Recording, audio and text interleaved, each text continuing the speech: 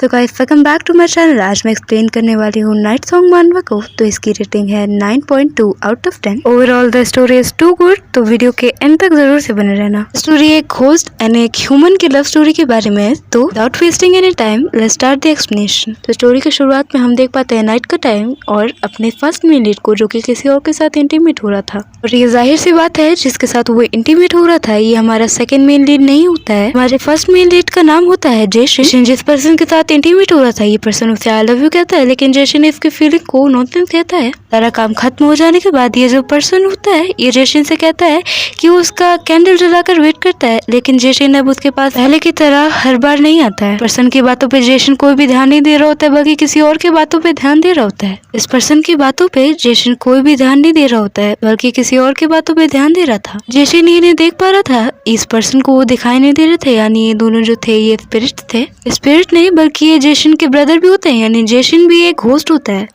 अभी दोनों घोस्ट जो जेशन के ब्रदर होते हैं ये कहते हैं जेशन से कि उसे जल्दी करना चाहिए और तैयार हो जाना चाहिए। फिर हम लोग कोर्ट ऑफ हेल को देख पाते हैं और जेशन को देख पाते हैं। उसके सामने जो कि है किंग ऑफ हेल बैठे होते हैं और इनका नाम होता है यामा। लेकिन यामा किंग जो होते हैं ये सिर्फ किंग नहीं बल्कि जेशन के फादर भी होते हैं। अगर जेशन के फादर किंग है तो ये ऑफ कोर्स जो कि एक प्रिंस हुआ। जेशन का फादर उसे कहता है कि उसे लगता है कि उसे ऑलरेडी पता है कि उसे यहाँ पर क्यों बुलाया गया है। जेशन के फादर अब उससे कहते हैं कि उसकी हिम्मत भी कैसे हुई कि नाम वाले बुक के साथ उसने छेड़खानी की है, वो इतना घिनौना काम कैसे कर सकता है। कहते हैं कि वो उसके आंसर के हिसाब से ही उसका पनिशमेंट तय करेगा। जेशन अब चिल्लाते हुए कहता है कि अगर ये सारी चीज पार्क चिकियों की वजह से है तो मुझ पे गलत ब्लेम लगाया जा रहा है फादर। उस बुढ़े किसान का उस पे पहले से ही जो कि धोखा देने का इरादा था। हम लोग 1 मंथ पहले का टाइम देख पाते हैं ह्यूमन वर्ल्ड में, जहाँ पे हम पार्क चिकियों को देख पाते हैं। जेशन अब इस ओल्ड मैन से कहता है कि वो बस सोच रहा है कि ऐसी कौन सी विश है जो कि पूरी नहीं हो सकती। जेशन इस ओल्ड मैन से कहता है कि उसकी विश पूरी करने में उसका कोई भी खर्चा नहीं है, तो वो बेझिझक उसे बता सकता है। फिर ये बूढ़ा आदमी जेशन से कहता है कि उसकी लाइफ लाइन जो कि है थोड़ा सा बढ़ा दे। देखो इस बुढ़े को,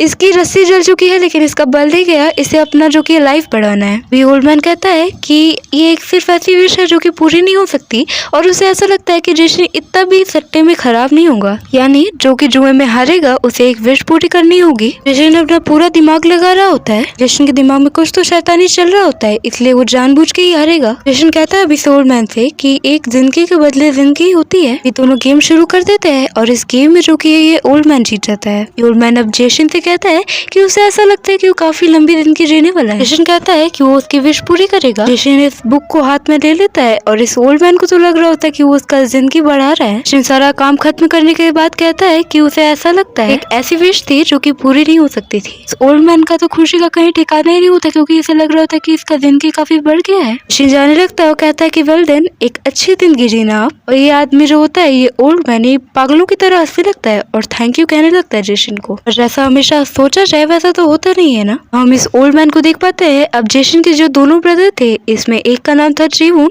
ये ओल्ड मैन जो कि बेग कर रहा होता है जीवून से कि उसका वापस से बेटा वो बचाए। जेशन ने क्या किया था कि इसका जो बेटा था इस ओल्ड मैन का, उसका जीवन जो था, उसका लाइफ जो था, ने अदला बदली कर दिया था। ये पूरा जो लाइफ था इस ओल्ड मैन के बेटे का ये इसका हो गया। जीवून अब इस ओल्ड मैन से कहता है कि अब कुछ भी नहीं हो सकता, क्योंकि उसका बेटा पूरी तरीके से उसका जो बॉडी है वो बोन में कन्वर्ट हो गया, पूरा स्केलेटन बन गया है। अब स्केलेटन बन गया तो वो वापस से कैसे ही बचाएगा, यानी उसके बेटे को बचाने का कोई भी रास्ता नहीं है। अब किंग जेशन से कहते हैं कि बस उसे इसी वजह से यहाँ पर बुलाया गया है कि उसने एक सन और एक फादर का जो कि ये लाइफ है उसे अदला बदली कर दिया। जेशन को पता है कि उन लोगों ने कितना ज्यादा एम्बेरसमेंट फेस किया है। जेशन अपने फादर से कहता है कि अगर उस ओल्ड मैन के बेटे की जगह अगर वो होता तो वो खुशी खुशी अपने फादर को अपनी लाइफ दे देता। फिर किंग उससे चिल्लाते हुए कहते हैं कि अपना मुंह बंद रखो, और बाप तो बाप होता है तो वो अपने बाप के सामने कैसे ही बोलता। जेशन समझ जाता है कि वो अब वो ज्यादा एक्सक्यूज नहीं दे सकता, वो अपने फेवर में ज्यादा देर तक नहीं लड़ सकता। जेशन के फादर यानी किंग अपना सर पकड़ के बैठ जाते हैं, क्योंकि उनके बेटे की ऐसी हरकत है कि वो क्या ही करते हैं। फिर वो कहते हैं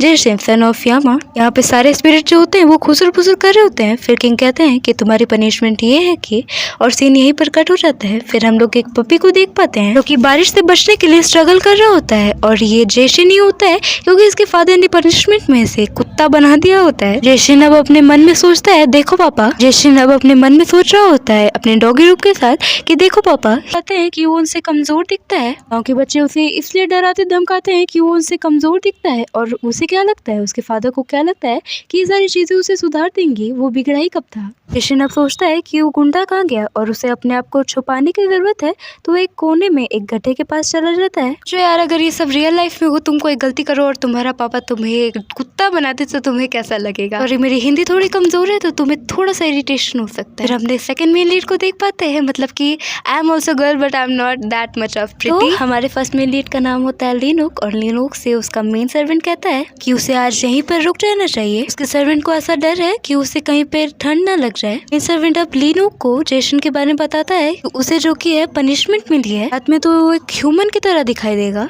पर सुबह होते ही वो एक एनिमल का रूप ले लेगा। उसकी पनिशमेंट तब तक एंड नहीं होगी जब तक कि वो किसी प्योर हार्टेड पर्सन का हार्ट नहीं जीत लेता। नीनो को इससे कोई भी फर्क नहीं पड़ता है, जस्ट वो कह देता है अपने मेन सर्वेंट से कि उसे बस एक पल के लिए वो अकेला छोड़ दे। लिनोक जैसे ही आंखें घुमाता है तो वो पपी को देख पाता है, जो कि जेसन ही होता है। पहली नजर में ही वो उसे देखता रह जाता है, यानी डोकिला।